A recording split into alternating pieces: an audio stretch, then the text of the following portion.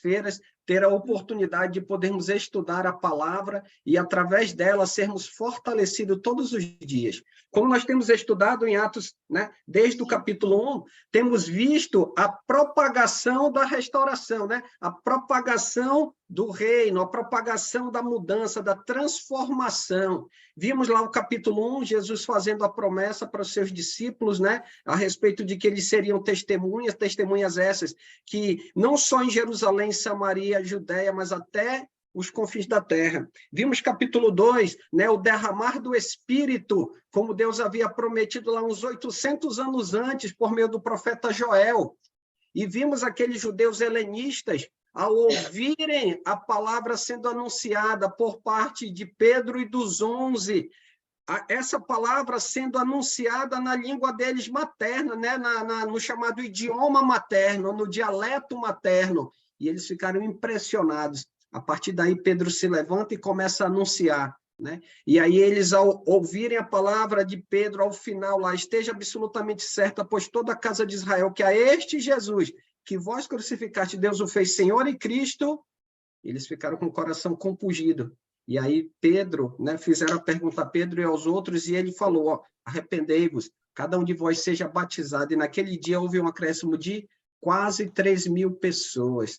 E Pedro continuou nessa jornada, falando que no dia a dia eles precisavam ter um viver restaurado, né? E a gente percebeu isso no finalzinho do capítulo 2. Hoje, capítulo 3, versículo 1, nós vamos ver que a restauração, ela continua. Vimos que a partir do capítulo 2, né, ao derramar do Espírito, Deus começa a agir de maneira sobrenatural por meio dos 12, e vamos ver o agir de Deus de maneira restauradora também aqui em Atos capítulo 3. Convido os irmãos a abrirem comigo Atos capítulo 3, a partir do versículo 1.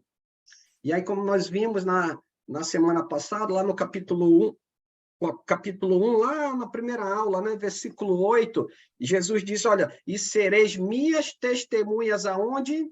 Em Jerusalém. E a gente vai continuar vendo justamente isso. Capítulo 3, versículo 1 diz o seguinte, Pedro e João subiam ao templo para a ação nona. E aí o ponto que a gente vai observar, algumas pessoas, vocês já ouviram falar que muitas pessoas hoje dizem, são apegadas ou fazem a mistura da velha com a nova, porque dizem, ó, tá vendo? Pedro e João, eles ainda iam para o templo.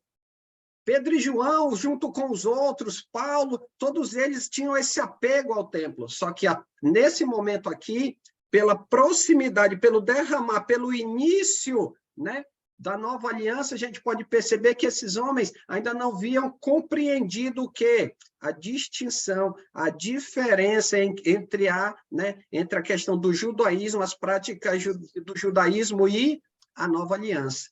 E como de costume, a gente vai ver, de acordo com a tradição, eles ao subirem na hora nona, né, eles tinham 3 momentos de oração que se seguiam 2 momentos de sacrifício. Seguiam-se 2 momentos de sacrifício, no caso, um pela manhã e o outro ao final da tarde. Só um minutinho. Giovanni, eu vou colocar você aqui como co-host, Giovanni. Só um instantinho, só um minutinho, irmãos, por favor.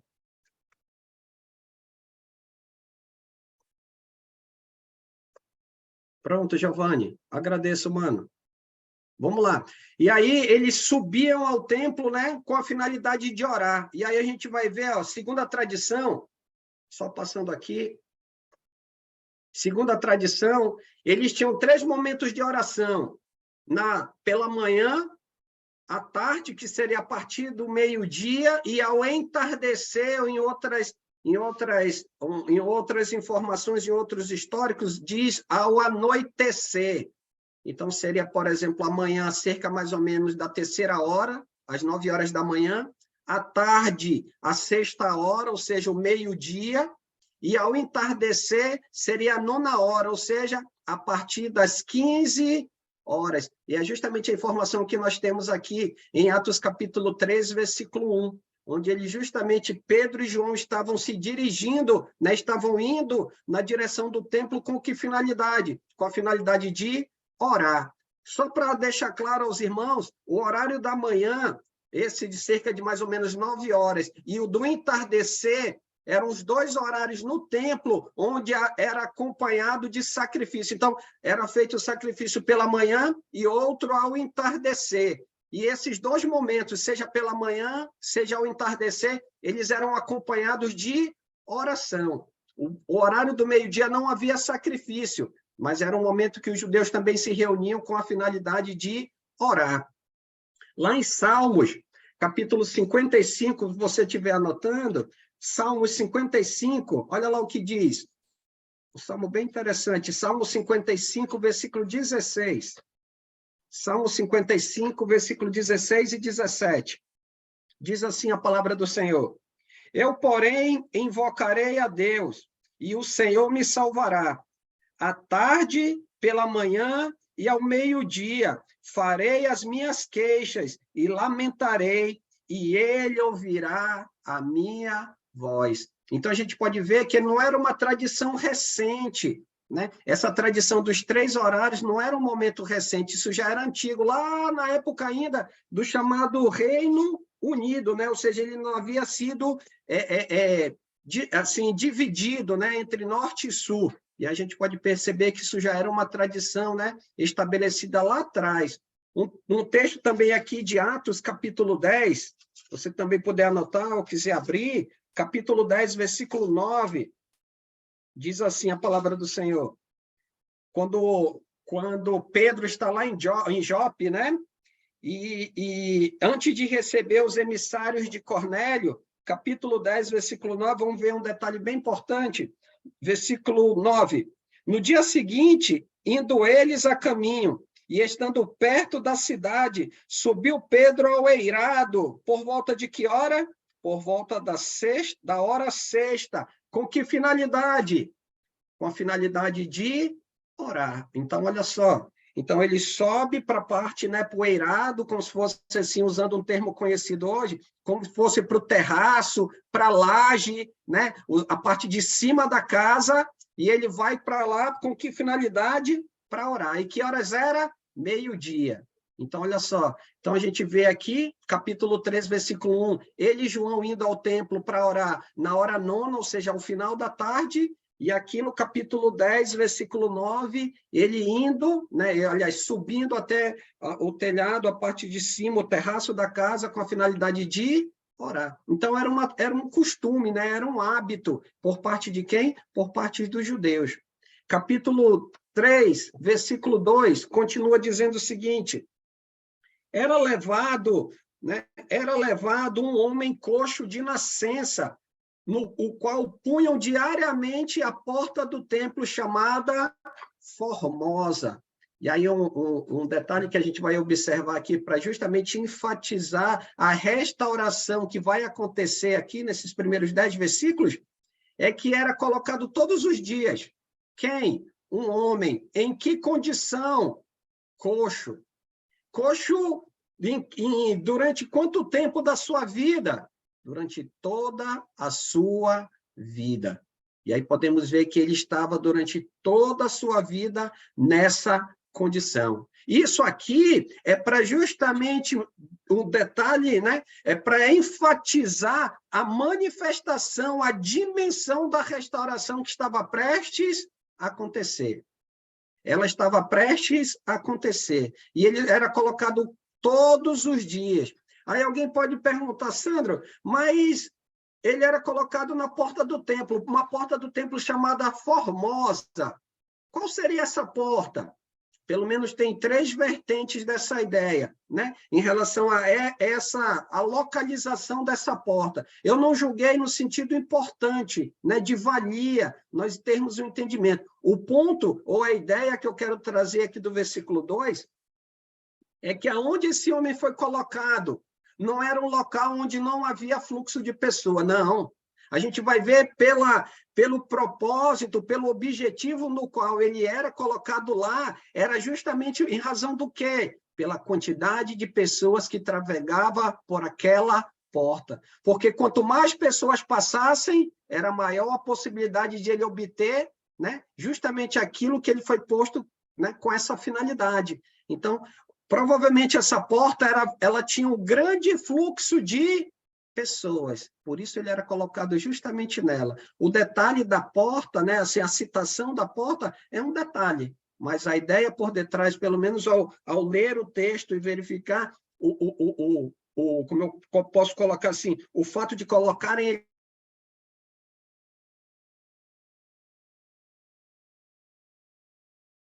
Eu acho que ele trancou, né, pessoal? A internet, só esperar, acho que foi isso. Trancou ele? Foi ele ou fui eu? Não, foi ele. Foi ele. Tá, Acho que a então, internet Parte dele. do Vê se tu não caiu para host. não. Já, o Sandro voltou já. Não, eu estou aqui, deu só uma oscilada. Obrigado, irmão Tá. Sergião. Deu uma oscilada aqui no meu computador, na conexão, mas já está estabilizado. Obrigado, mano. Lá na segunda parte do versículo 2, quer comentar antes, Giovanni? Pode falar, mano. Não, é um aprendizado que eu aprendi agora. Tu falou da oração dos horários, terceira hora, a sexta hora, nona hora, uma tradição que eles tinham para orar, e nós vemos que lá em Atos 2, quando o Espírito Santo veio, exatamente na terceira hora, quando todos estavam reunidos para orar, e um plano de Deus, né? Pegou todo mundo focado naquela oração, mais gente presenciando a chegada do reino. Não tinha Isso. me dado conta disso. Obrigado pelo. Isso. Abrindo um parênteses dentro disso que você falou, e aí a gente pode ver que provavelmente ao ser aquele momento de oração, a gente não sabe se antes ou depois, né? Mas as pessoas elas estavam preparadas para aquilo. Por quê? Porque já, ou se fosse depois, estavam já buscando a Deus, né? Então, o coração deles estava voltado para isso, seja por gratidão, seja por petição, mas eles estavam propensos a isso. E aí Deus, ele trabalha justamente nesse momento. Muito bem observado, mano. Diga, irmão Sejão. Eu só gostaria de acrescentar para ver como Jesus, na hora que foi feito o sacrifício, Jesus morreu na mesma hora. Quando eles ofereciam o sacrifício, tinha as orações, Jesus morre na mesma hora. Isso. Ficou perfeito. E quem é que estava lá? E quem é que estava lá? E aí que vem o ponto, né? Os seus discípulos, mesmo aquele que saiu, depois voltou, mas estava ali próximo, eles estavam longe, mas eles fizeram a escolha certa, porque eles poderiam estar no templo, né? Deixar Jesus de lado. No entanto, eles estavam mostrando qual era o foco, né? Como o senhor também bem colocou. Muito obrigado, irmão. E o ponto que nós vamos observar na segunda parte do versículo 2, o qual punham diariamente a porta, né, do templo, chamada Formosa, e olha a finalidade do homem. Por que colocavam ele lá? Para ele pedir esmolas. A ideia que a gente vai ver é bem interessante. Eu vou trazer algumas imagens só para a gente poder ilustrar o que nós vamos observar hoje. Então, ele era colocado lá para ter justamente, não sei se as pessoas obtinham ganho, né? Ou o ganho todo era por parte dele. Mas uma ideia que me veio justamente no momento que eu reli o texto, eu observei as pessoas que o carregavam, as pessoas que o punham lá, com certeza não era de graça. Para deslocar com ele de onde ele residia até naquele local, provavelmente não era assim, não, eu vou fazer por caridade, não, eu vou fazer por misericórdia, como a gente vai já ver, né? Não, e com certeza tinha ganhos. Esse homem tinha despesas, né? Se morava com parentes, em termos da sua alimentação, então a gente pode ver que era uma forma de ele obter o quê? Justamente ganhos, né? Não sabemos a dimensão desses ganhos. Mas o ponto é que, pela idade, como a gente vai já observar, ele estava lá com uma finalidade, como a gente vê no versículo 2. Ele estava lá para pedir esmola a quem? Aos que entravam. Então, veja só. Então, não era uma porta qualquer, era uma porta onde havia fluxo. Quanto mais pessoas, claro, muitos vão dizer não, mas a possibilidade de muitos cooperarem, e lembrando, né, olhando o contexto do judaísmo, o judaísmo, né, tinha uma mentalidade muito de mérito, né, uma meritocracia. Então, bem, eu vou no templo, aí eu tenho que sacrificar, aí eu tenho que ir no templo, eu posso ajudar os pobres, ajudar o estrangeiro, aí olha para esse homem pedindo, então ele jogava isso muito no mérito. Então, havia uma grande possibilidade de ele ter ganhos no decorrer de todos os dias. Tanto é porque se o colocavam diariamente, É porque provavelmente, todas as vezes que colocava, ele obtinha, né, resultado daquilo que ele fazia lá, ou seja, pedir esmolas. A ideia de pedir esmolas aqui, nesse ponto, né, era justamente trabalhar qual ideia? Pedir, como se, em outras palavras, a ideia de esmolas aqui, da palavra no original de esmolas, da ideia de misericórdia, como se ele estivesse rogando misericórdia às pessoas, como ele estivesse rogando compaixão. Olha a minha situação, olha aqui a situação que eu me encontro todos os dias. Se os judeus, ao se deslocarem todos os dias ao templo, naqueles determinados horários, quem eles encontravam nessa porta? Justamente esse homem. Todos os dias eles viam a situação. Então, eles poderiam contemplar o estado físico daquele homem. E ele, ao pedir esmolas, é como se ele estivesse rogando por misericórdia, como se ele estivesse rogando por compaixão. Me ajude, tenha compaixão, tenha misericórdia. Né? Então, ele rogando por a ideia de misericórdia ou compaixão. E a gente, só para abrir um parênteses aqui, ele está pedindo misericórdia ou compaixão em razão do quê? Vamos já ver. Diga, irmão João Verdun. Essa ideia que tu falaste aí de ele estar na frente de um templo também significa que ele estava lidando com pessoas que amavam Deus. Então, já, consequentemente, pessoas que tinham amor no coração e tinham misericórdia de ajudar outras pessoas, né? E ali, naquele momento também, a gente está vendo uma transformação de que palavra como diz assim, a palavra e a ação estavam começando a estar juntos, né?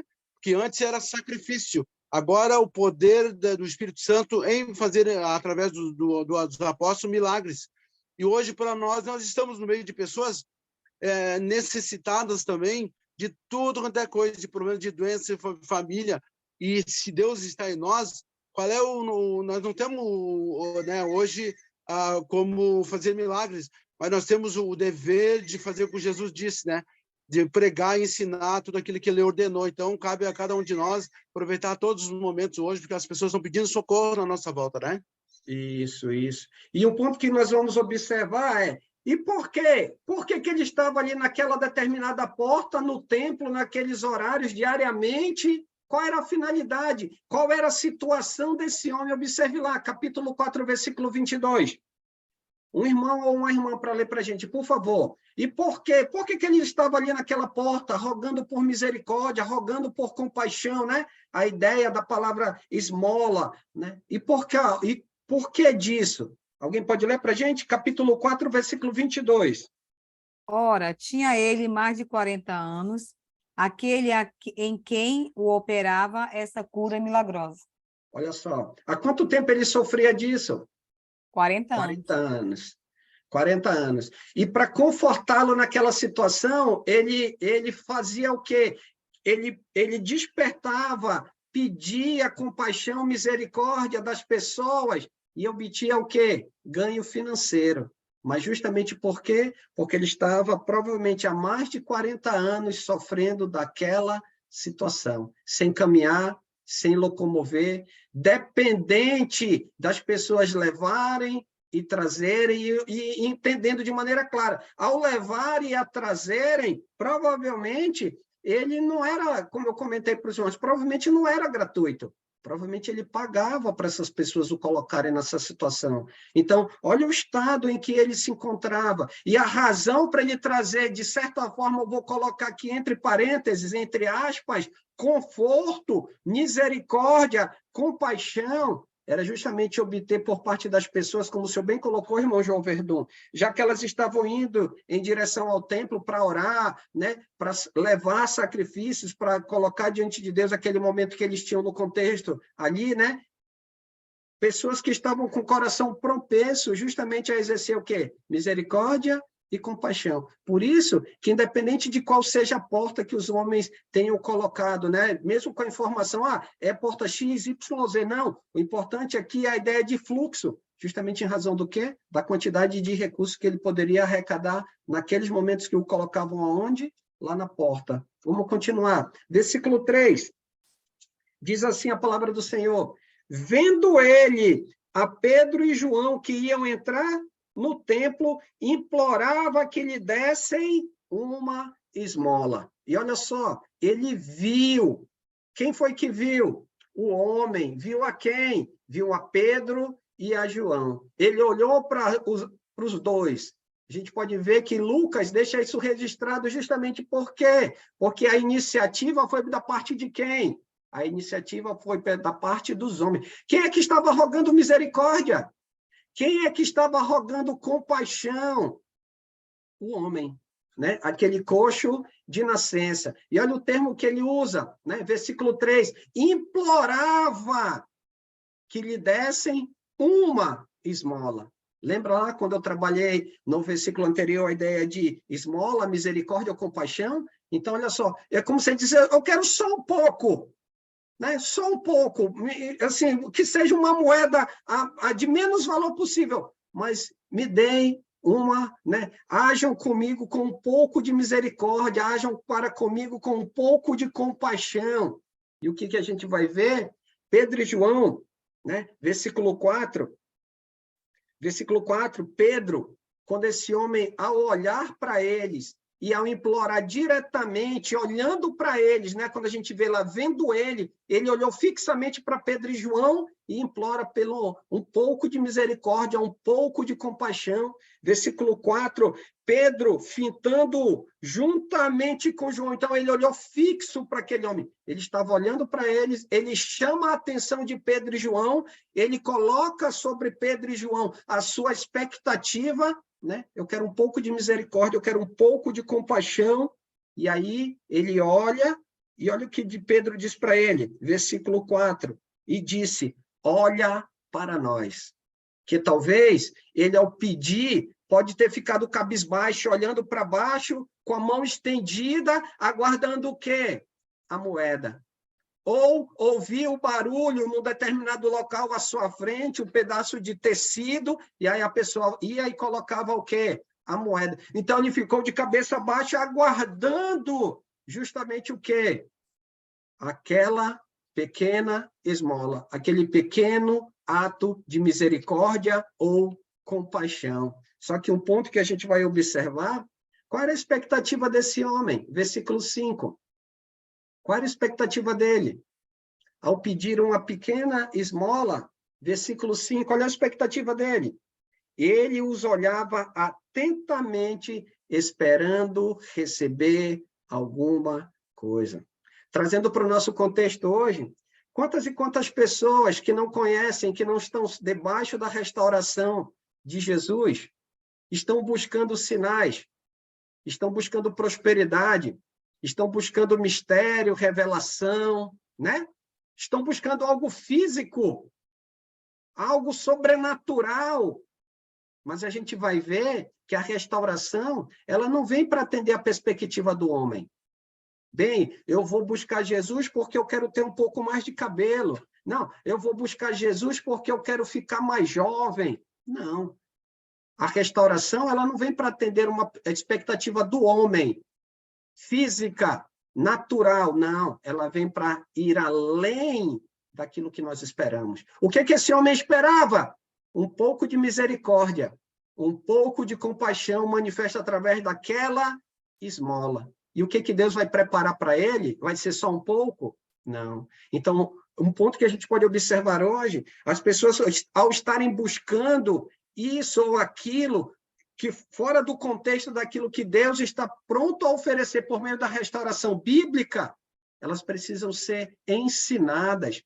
Nós, como propagadores da restauração, precisamos levar uma palavra de ensino, esclarecedora. Para quê? Para que elas possam justamente colocar na balança e ver que, de fato, as promessas que Deus tem na sua palavra, elas são mais consistentes, elas são verdadeiras e, acima de tudo, elas são eternas. E aí é um ponto que a gente pode observar. Deus vai agir por meio desses homens, né? Pedro e João, diante desse coxo, justamente nessa perspectiva. Vai além daquilo que ele espera.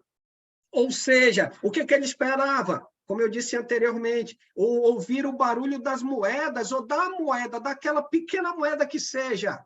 Era isso que ele esperava. Só que a gente vai ver, versículo 6. Pedro, porém, lhe disse, olha lá, ele olha fixamente para o coxo. Pedro, porém, lhe disse: não possuo nem prata, nem ouro. Bem, a expectativa do homem é física. Espera lá. Então, se ele não tem prata nem ouro, então ele vai me dar o quê? O que de valor ele tem que vai além da prata e do ouro? Não é verdade? Então, olha só. Então é como se ele tivesse minado a expectativa de quem? Daquele homem. Então, lá, talvez na cabeça dele ficou, mas se ele não tem ouro nem prata, o que resta para mim? O que vai restar para mim se ele justamente não tem ouro nem prata? E lembrando, as moedas no mundo antigo, na época de Jesus, até mesmo antes e depois de Jesus, elas eram cunhadas como? Qual era o tipo de material? Ouro e prata. Em outras palavras, é como se Pedro estivesse dizendo para ele, eu não tenho moedas, eu não tenho aquilo que você precisa. Mas olha o ponto que ele vai observar, versículo 6. Não possuo nem prata, nem ouro, mas o que eu tenho, isso eu te dou. Opa, peraí, ele não tem moedas, mas ele tem algo que supera o ouro, que supera a prata. Então, aí já, se ele deu ele, assim, ficou cabisbaixo, assim, triste. Mas quando ele ouve, pera lá, mas o que eu tenho, isso eu te dou. E olha um ponto que a gente vai observar. Isso que Pedro, né, e João têm para dar a esse homem, isso vai ser dado no poder de quem? Em nome de quem? Na autoridade de quem? Lembra lá? Lembra quando nós ouvimos lá em Atos capítulo 12, versículo 38? Arrependei-vos e cada um de vós seja batizado no poder de quem? Na autoridade de quem? De Jesus. Talvez esse cego já tenha ouvido falar a respeito de Jesus. Esse coxo, perdão. Esse coxo talvez tenha ouvido falar a respeito de Jesus. Talvez a ideia que ele tivesse na cabeça, peraí, mas o que aquele homem, aquele insurgente que causou uns 50 dias atrás, tantos dias atrás, aquela confusão aqui em Jerusalém, por que esse homem está falando dessa forma? Se caso ele nunca se tivesse ouvido falar a respeito de Jesus, através dos sinais e curas que ele exercia. Se caso, vamos supor que ele não tivesse ouvido, ou se ele tivesse ouvido, puxa vida, morreu aquele homem que tinha assim, manifestações do poder de Deus, um homem que chegava para o cego, chegava para o leproso, estabelecia, curava, fazia sinais e milagres, só que ele morreu. Agora já era, não tem mais essa possibilidade. E olha o que Pedro e João estão falando para ele, eu não tenho prata nem ouro, mas o que eu tenho, isso eu te dou, em nome de Jesus. E ele vai identificar, não é qualquer Jesus, é o Jesus de Nazaré. E, bem, se eu não tenho ouro nem prata, o que eu vou te dar? Em nome de Jesus, anda. A gente vai ver, a partir do versículo 7, que a restauração, irmãos, ela está além da nossa expectativa. Se esse homem queria um pouco de compaixão, se esse homem queria um pouco de misericórdia, que seria transparecida pela moeda, pela prata, pelo ouro, Deus está dizendo que não, que ele tem muito mais do que isso para conceder a quem? A ele. Por isso, hoje, ao pregarmos, ao vivermos a restauração, nós não podemos viver motivados em relação às coisas físicas. Não podemos estar motivados em relação às questões físicas, materiais. Eu e você, como restaurados em Cristo, precisamos viver baseado na confiança, na esperança e nas promessas eternas que nós temos em quem? No Senhor Jesus. E aí é um ponto que a gente pode observar, porque olha as palavras que ele diz, é justamente isso que reflete. Não tem ouro nem prata, mas aquilo que eu tenho, isso eu te dou. E tomando pela mão, olha só, para quem era alguém que estava com toda a sua estrutura muscular atrofiada, provavelmente só a estrutura óssea e toda a questão muscular atrofiada, já que ele não conseguia se locomover, né, andar. Então, provavelmente, Pedro estende a sua mão direita, e o que Pedro faz? O levanta. Quanto tempo depois precisou? 1 semana depois, 10 dias. 1 hora depois. Não, versículo 7. Imediatamente. E aí que está o ponto. Deus agiu por meio de Pedro e João, porque Deus queria mostrar para aquele homem que mais do que a sua necessidade de andar, mais do que a questão de ele ter nascido nessa condição, Deus agora lhe daria uma nova condição. Versículo 8, ele diz assim, e de um salto se pôs em pé e passou a andar e entrou com eles no templo. Olha só, de um salto, então Pedro pega ele pela mão, o levanta, e aí o que Deus faz? Deus restaura o andar daquele homem. Só que um ponto que a gente vai observar, não só o andar desse homem foi restaurado, eu trouxe até uma imagem de um pequeno vídeo aqui na tela, né, que mostrando a situação do homem. Então, ele não só teve o seu andar restaurado, mas ele não só teve a questão do restaurar, voltado para essa vida. Se você olhar, versículo 8, ele entra com Pedro e João aonde?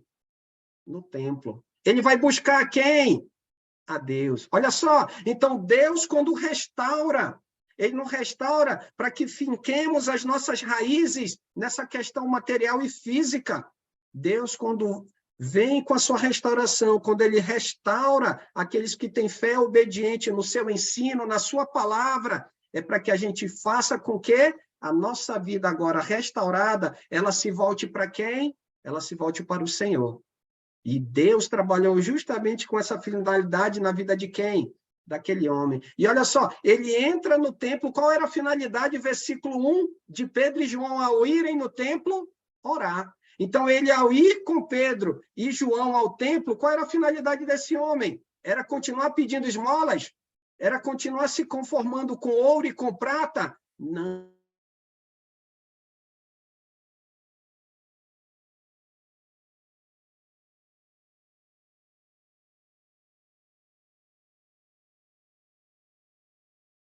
Travou de novo? Sim, travou. Bom.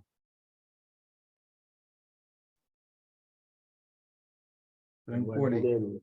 Hã? Bom, Giovanni, boa noite. Boa noite, Valdevino. Como é que tá, irmão? Boa noite, Como é que tá? Valdivino. Boa noite. Tá bem? Estou Tá bem? viajando, estou a 550 quilômetros de Hortolândia. Tá onde? Eu estou em São Paulo, mas em Junquerópolis, na casa da irmã da Neide. Ah, boa viagem, bom passeio, irmão. Eu acho que agora ele caiu. Caiu, né? Mas já voltar. Já volto. Giovanni, Oi, Lica, olha a dona tá Neide aqui, ó. ventando aí também, Lica? Por isso que tá tendo esses negócios aí? Tá ruim aí? Oi, Paulo. Nada, tá muito quente aqui. Tá ventando, Olha a não. dona Neide aqui, olha, Lica aí. Boa noite. Que Oi, beleza. dona Boa noite. Neide, boa Boa noite. noite. Boa noite. Tudo Tirou bom? o Aproveita a Valdevino viagem. de casa, Neide? Boa noite. Obrigada. Boa viagem. Boa Olha, isso aqui noite. tá parecendo a escola mesmo, né? Quando o professor sai, vira moderno isso aí. Todo mundo pra bagunça, ô, Fernando. Aí, Ó, eu tava observando aqui, ó, Giovanni, tava observando aqui, né? O estudo da Alessandra tá ficando top, né? Helena. Até data show tem, né? É nota 10, é nota 10. Até filminho, Ei, Fernando. Fernando, ficando top, né? Até um pedaço de filme tá tendo, você viu? Paulo, Ah, tem esse, continua. olha, dá um filmezinho. Ô, Paulo, Oi. Paulo, continua o estudo aí que a... Vamos lá, já voltei. Olha, já voltou o professor Olha aí, agora. ó, A minha internet eu não foi vou entregar o restaurada, a minha professor, internet mas foi ele foi restaurada. ele já voltou. Vamos lá, então, continua aqui.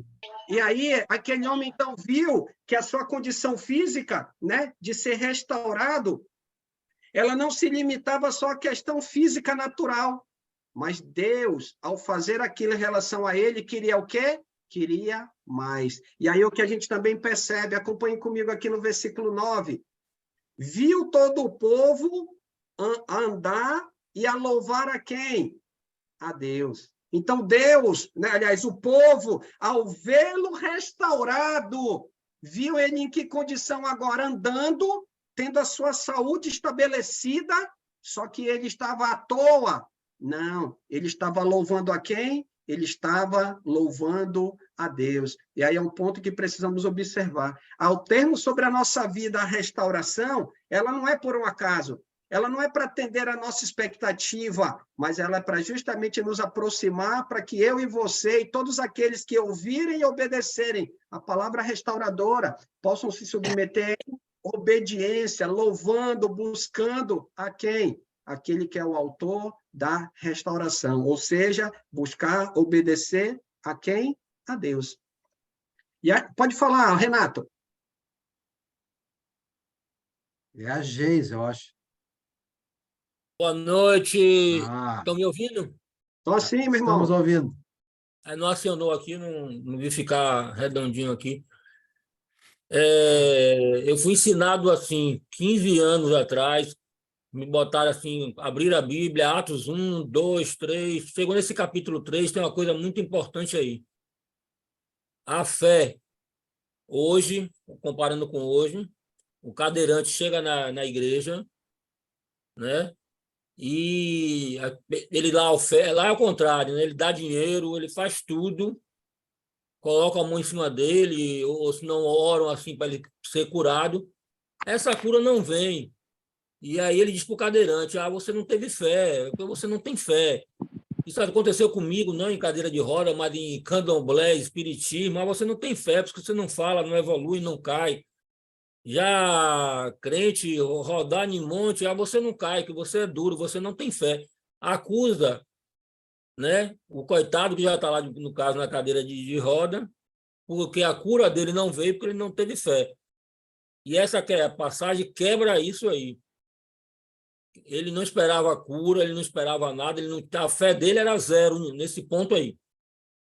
A cura dele foi pela fé do pregador hoje, no caso, né, que ora pelaquela pessoa e aí consegue a cura, o que não acontece hoje, né? Esse capítulo é muito importante, tem que deixar lá guardadinho, para quando dizer assim, fulano não consegue as coisas porque não tem fé. Olha lá, você, o cadeirante, alguma coisa, que tem alguma... Não é por aí. Aquele tempo era outro contexto, era para formalizar a palavra, né? Testificar que aqueles homens eram de Deus. E hoje eles dizem isso: você não teve fé, por isso que você não se curou. Tá bom, meu irmão? Gravem isso. Obrigado, mano. Obrigado. Paulo, depois o irmão João Verdun. Pode falar, Paulo. Eu vejo que eu também já vi, de onde eu vim também eles falavam muito isso, né? Lá em Lucas 8, quando Jesus, né, diz assim, em 48, então ele disse, né, filha, a sua fé a curou, vai em paz. Eles pegam isso, né? Então, infelizmente, né, é o que você está falando, a gente tem que pegar todos os detalhes e ver realmente como que era, né, no primeiro século, como que acontecia a cura, né, tanto de Jesus como dos seus apóstolos, né, que tinham, né, que tinham o poder do Espírito Santo ali através do próprio Jesus, né? Mas infelizmente o mundo religioso hoje eles fazem e mostram tudo errado. Com qual objetivo, né? Qual é esse objetivo? É o mesmo objetivo provavelmente deixaram esse coxo ali, né, irmão? A esmola, o dinheiro, todo esse carnaval todo, né? Infelizmente. Isso. Obrigado, Paulo. Pode falar, irmão João Verdun. Amado, quando aconteceu com cada um de nós aqui nessa sala, esse milagre de ser ressuscitado pela primeira vez, quando a gente ouviu e aceitou, né? Hoje, muitas pessoas não nos conhecem mais, as nossas mudanças de hábito, de tantas coisas que mudaram em nossas vidas, né? Então, nós éramos, pior que aleijados, nós éramos assim, mortos, né? Então, recebemos vida, e esse milagre que Deus nos deu de viver a vida, e hoje está celebrando, né, a palavra que a gente ouviu, e estamos seguindo, e com fé estamos cada vez alcançando mais e levando essa palavra viva para tantas pessoas que nós estamos encontrando a cada dia, né? Isso. E um ponto que a gente precisa observar, né? Como o Paulo bem comentou, o Paulo, o Renato comentaram, hoje os homens pregam a questão lá da ação sobrenatural do Espírito Santo. São duas perspectivas. Primeiro, hoje não há mais necessidade disso, porque, como a gente vê lá em 1 1 Coríntios capítulo 13, né, quando ele vai trabalhar aquilo que é em parte, ela vai desaparecer, aquilo que é em parte vai passar, aquilo que é em parte vai cessar. Porque em parte conhecemos, capítulo 13, a partir do versículo 8, né? O que é em parte vai desaparecer. Mas quando vier o que é perfeito, tudo que é em parte vai ser aniquilado. E o que é o perfeito? É a revelação da palavra de Deus. Lembra? Jesus, lá no capítulo 16, versículo 20, ele diz que os sinais, curas e milagres acompanhavam para confirmar o quê? A palavra verbal, a palavra profética, a revelação dada por Deus àqueles homens, para ver, opa, então eles ressuscitaram porque um homem lá, 20 anos atrás, chamado Jesus, lá na Judéia também fez isso. Ok. Só que no mesmo momento que Deus agia de maneira sobrenatural por meio desses homens, Deus agia também de maneira sobrenatural através do mesmo Espírito, para que eles pudessem o quê? Escrever a palavra que eu e você temos nas nossas mãos. Hoje, assim como na época aqui do coxo, tanto você como eu, como coxo, estamos vivendo debaixo da nova aliança. Deus, por meio do Espírito, ao curar, ao estabelecer o andar desse homem, não estabeleceu na perspectiva física, mas Deus queria restaurá-lo no sentido espiritual. O detalhe do caminhar dele é só um ponto. O ponto é que quando ele tem seus pés restaurados, ele vai buscar quem? A Deus. E quando ele tem os seus pés restaurados, ele continua pedindo? Não, ele vai em busca de quem? Ele vai em busca de Deus. E esse que é o ponto. Significa, então, que hoje eu e você, assim como aquele coxo, temos uma grande necessidade. É física? Não. É de saúde? Não. É a nossa necessidade física, ela é espiritual. E essa necessidade, Jesus já nos deu o restauro aonde? Na cruz. E aí que é um ponto. Deus está pensando ao restaurar o andar desse homem, ele está pensando aqui, ó, versículo 10, na multidão. O povo, ele reconhece que ele era coxo, só que agora ele está louvando e glorificando a quem? A Deus. Versículo 10, para a gente finalizar, ele diz, ó, reconheceram ser ele o mesmo que esmolava assentado à porta formosa do templo, e se encheram de admiração e assombro. Por isso, né? Por isso que havia o quê? Acontecido com ele. E aí é justamente o ponto que a gente precisa entender. Deus desejava restaurar a vida espiritual daquele homem.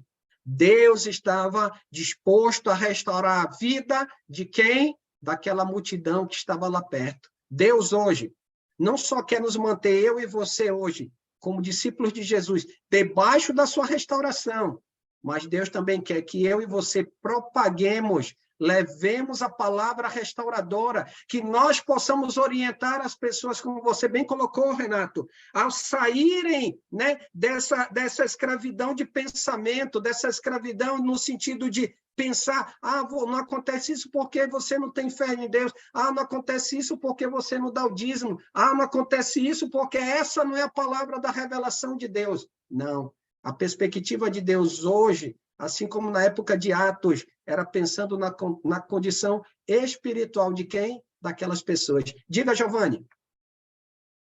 Qual era o objetivo dos milagres e sinais maravilhas? Conforme a gente vê lá em Marcos 16, 20, Jesus mesmo diz, né, que era para confirmar a palavra pregada, né? Porque eles não tinham, assim como eu e você, a escritura, né? Então, para que eles pudessem associar isso a Deus, a Jesus, eles justamente precisavam anunciar e também manifestar os sinais. Pode falar, Amanda. Então, o objetivo realmente, como se vê aqui, não era a cura, e sim, através dos sinais maravilhosos da cura, provar que a pregação deles era a palavra de Deus. Né? Isso. O próprio João escreveu lá, mas esses foram escritos para que você, hoje nós, está escrito lá, eles viram. Eles viam os sinais maravilhas e criam na pregação. Hoje nós lemos sinais maravilhas e cremos na pregação. Mas esses foram escritos para que vocês creiam que Jesus é o Cristo. Então, nós lemos e pela fé cremos. Eles viam e pela fé criam. Isso. Um ponto também, Giovanni, já te passo a palavra, Neves, lá em João capítulo 9, versículo 3, lembra lá o cego de nascença?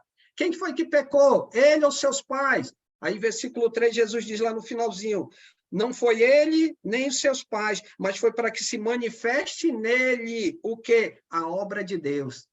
Sabe por que hoje Deus deixou a palavra escrita? É para que na minha vida e na sua vida se manifeste o quê?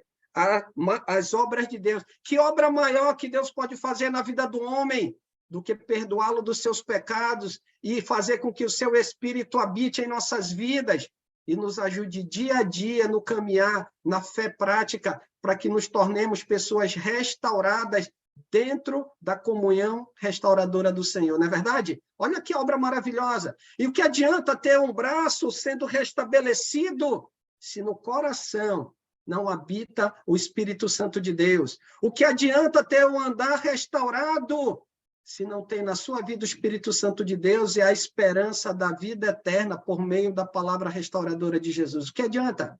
Nada. Então, precisamos, como você bem colocou, Giovanni, precisamos voltar à nossa vida para justamente ouvir e obedecer, não do nosso jeito, mas de acordo com a vontade do Senhor. Quem estava na vez, na palavra... Peraí, Sandro, quando eu abri a Bíblia nesse capítulo 9, você falou, você roubou a minha passagem. Não, entendeu? Não faça isso não, irmão. E essa passagem aí eu também estou usando para esses problemas difíceis, né? Porque vem uma prostituta, vem uma criança dessa jovem aí que tem uma inclinação aí LGBT, alguma coisa, toda essa dificuldade, essa passagem também ajuda, porque pergunta lá no começo, né? Caminhando Jesus viu um homem cego de nascença, e seus discípulos perguntaram, mestre, quem pecou, este ou seus pais, para que se nascesse cego? Aí entrou e você falou, respondeu Jesus, nem ele pecou, nem seus pais, mas foi para que se manifeste nele a obra de Deus. Tudo é possível na obra de Deus. Não tem desculpa porque nasceu cego, nasceu prostituta, nasceu...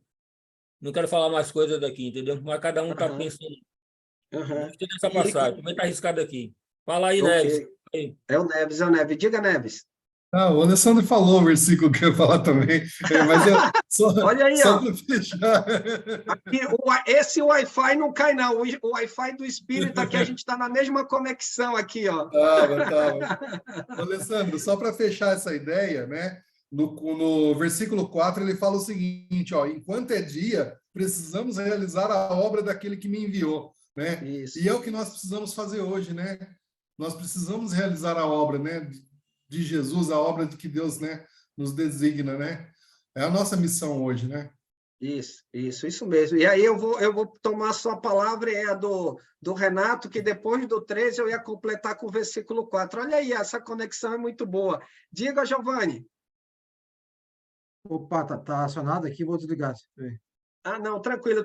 Deixa eu concluir aqui para a gente finalizar. Então, o que é que a gente pode concluir dentro desses 10 versículos? A restauração, então, ela continua nos nossos dias. Ou seja, como a gente conversou aqui, temos que entender que hoje as pessoas ainda carecem de ouvir a palavra restauradora.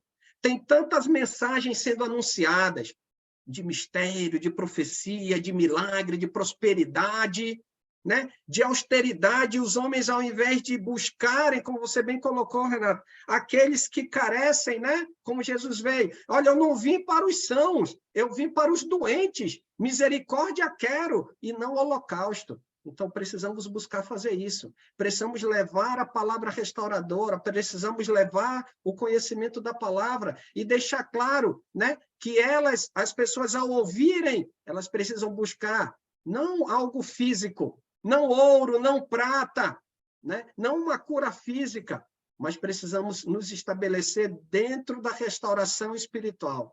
Por quê? Esse corpo, um dia, que é corruptível, aí pega aquele texto que nós já falamos lá atrás, de 1 Coríntios capítulo 15, esse corpo corruptível, um dia ele vai ser destruído. Deus vai nos dar um corpo que não vai perecer, justamente para nos sermos conduzidos para onde? Para a vida eterna. Por quê? Porque a restauração de Deus não é para essa vida somente, é para justamente nos conduzir para a vida eterna. Ou seja, a morte não é o fim, A morte, para nós que estamos em Cristo, restaurados por Ele, a morte é o começo da eternidade. E aí, para a gente fechar, ao entender a mensagem restauradora, é necessário uma fé prática. Pedro olhou nos olhos daquele homem e disse: olha para nós. E aquele homem olhou. Da mesma maneira que ele pediu uma pequena demonstração de misericórdia, uma pequena demonstração de compaixão. Só que Deus não tinha uma pequena parte de compaixão ou misericórdia para dar. Deus derramou a sua graça sobre a vida daquele homem e deu a oportunidade, doou a ele algo mais importante do que o ouro e a prata. Só que era necessário que ele, ao ouvir, ele pudesse o quê? Obedecer. Pedro estende a sua mão direita, segura ele pela mão e o levanta. E de uma só vez ele dá um salto e louva a Deus e entra no templo. Por quê? Porque ele entendeu que Deus, por meio daqueles homens, o restaurou, para que ele busque a comunhão com Deus, para que ele busque a presença de Deus, para que ele busque ter uma fé obediente a Deus. Ou seja, ao sermos restaurados, ao ouvirmos a palavra restauradora, precisamos obedecer esta palavra. É isso que, de fato, vai fazer a diferença. Independente da questão física ou não, precisamos obedecer a palavra restauradora de quem? Do Senhor Jesus. Mais alguém? Algum comentário? Alguma pergunta? Alguma outra participação antes de a gente fazer a oração final? Obrigada, Alessandro, por essa aula e por todas as demais, que você não é aquele que lê uma coisa, está tudo dentro de você. Obrigada por isso. Graças a Deus, né? Porque é Ele que nos restaura, né? É Ele que nos capacita. Eu já contei a história para os irmãos aqui, quando eu era garoto, via os irmãos cantando no culto, eu dizia: olha, quando eu crescer, eu vou ser regente de cânticos. Mas aí Deus já me deu o dom do ensino e da pregação, então eu fico feliz por isso. Porque assim como o coxo, ele queria prata ou ouro, eu queria lá, poxa, eu quero cantar, mas não, Deus disse, não é isso não, eu vou lhe dar outra coisa, e graças a Deus outro por isso. Talento. Fico feliz, né, por poder edificá-los, irmãos. Diga, irmão Fernando. Alessandro, outro dia eu te parabenizei, né, pelo WhatsApp ali, só que eu esqueci de falar uma coisa, né? Tá cada vez melhor, né? Antes, quando tu tinha saído da sala, a gente disse, virou uma bagunça isso aqui, o professor sai, virou uma bagunça. E eu falei que tá ficando cada vez melhor, né? Tem até data show, né? Eu não vou falar que o mais bagunceiro é a Li, começa com Li e termina com K. É mesmo, é mesmo. É, sim. E é representante de sala. Eu estava dizendo o seguinte, o nosso professor é top mesmo, é top do top. Porque está faltando o Nivaldo ainda, senão eu ia juntar os dois. Nivaldo ia juntar a fome com a vontade de comer. Aí pronto.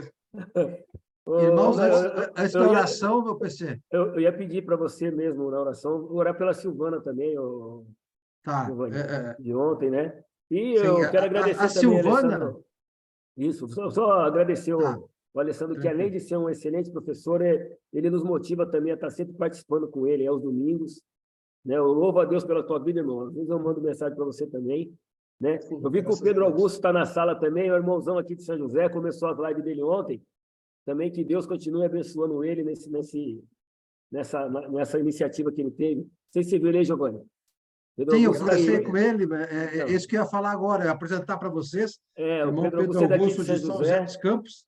Aí ele vai ter o estudo de 20 minutos, uma mensagem de 20 a 25 minutos, das 10 às 10h30, nas quartas-feiras. Começou ontem, eu só sugeri ele trocar para o Zoom, o PC. Está ali?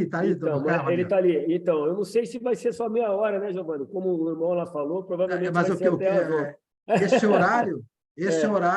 horário, ele vai pegar aquele pessoal que trabalha, né? Porque nós aqui já estamos desde as 7, né? Das 7 às 8, das 8 às 9. Eu estou desde as 8. Tem uma lacuna das 9 às 10. Tem uma lacuna das 9 às 10. Então, e eu me passei no horário ontem. Perguntei para o Giovanni, entrei lá, não, mas é só até as 10h30. Não, é bom, muito bom. Mas tá bom. Em relação a Silvana. Silvana, de Curitiba. Mandei a mensagem para o irmão Paulo de Curitiba, Maurão de Curitiba e Davi de Curitiba, um presbíteros evangelistas. Eles não conhecem essa irmã Silvana. A Bruna conhece, irmão. O primeiro contato que tu me mandou, ela falou que conhece. Então, ela vai entrar em contato com ela, ver onde que ela está congregando para poder tentar ajudar. Tá, eu falei com o Paulo entrou em contato com ela não respondeu para o Paulo, eu mandei uma mensagem agora para Betânia, para ela fazer contato com a Silvana e responder o irmão Paulo. Beleza. Então, tá no caminho e o retorno deles, eles vão passar o Nosso retorno. papel nós estamos fazendo, irmão. Aí eu passo para o Juiz de Fora, os irmãos lá, então. Beleza. Tá bom? Valeu. Vamos orar, então? É isso? Para todos. Vamos orar. Vamos fazer uma oração, então. Por favor, irmão, boa noite para todos. Tá. Eu saí de Hortolândia às 11 horas e quando foi às 17h30 já estava chegando aqui. Uma ótima viagem, graças a Deus. Eu quero que vocês orem por mim, está aqui eu e a Neide, e agradecendo pela viagem também, que foi muito boa, graças a Deus. Então, tu é um excelente chofer, a gente sabe, né, ô Neves? Maldivino é tranquilo. Vamos orar, então. Obrigado. Senhor Deus e amado Pai, te agradecemos por esse estudo maravilhoso, onde aprendemos mais da tua palavra, de agradecermos ao Senhor. O objetivo nosso da criação é sempre te rendermos graças, louvor ao Senhor, honrar ao Senhor em busca da eternidade, da morada celestial. Abençoe a todos os irmãos que estão presentes, aqueles que não estão aqui neste momento, mas que participaram da reunião de orações com o irmão Josué. Te pedimos em especial a irmã Giane, ao irmão Valdevino, ao irmão Gracindo, a esposa do irmão Esdras, todos esses que estão em tratamento por doenças, que são prontos de restabelecimento a eles, perseverança. Nós sempre aprendemos com o Senhor que devemos viver o dia de hoje com intensidade e amor ao Senhor, honra ao Senhor, pois o dia de amanhã nenhum de nós aqui temos condições de saber se estaremos aqui, só o Senhor. Então, que o Senhor nos ensine a viver intensamente o dia de hoje, honrando o Senhor, louvando o Senhor, adorando o Senhor, pregando a sua mensagem e mostrando aos outros que ainda não são cristãos quem é Jesus Cristo. Nos despeçamos em paz, esteja conosco, nos dê uma excelente noite de sono e, se for da tua vontade, que acordemos amanhã para mais um dia, para a honra e glória do Senhor. Em nome de Jesus Cristo, que a gente ora e agradece. Amém. Muito obrigado, irmão. Amém. Boa noite a Obrigado. todos. Deus abençoe. Obrigada. Boa noite a todos. Boa noite. Boa noite, Pedro. Excelente aula. Beijo. Excelente aula, professor. Boa noite, Geisa. Boa noite, Lica. Boa noite. Giane, tá morando contigo, moleque. Boa noite.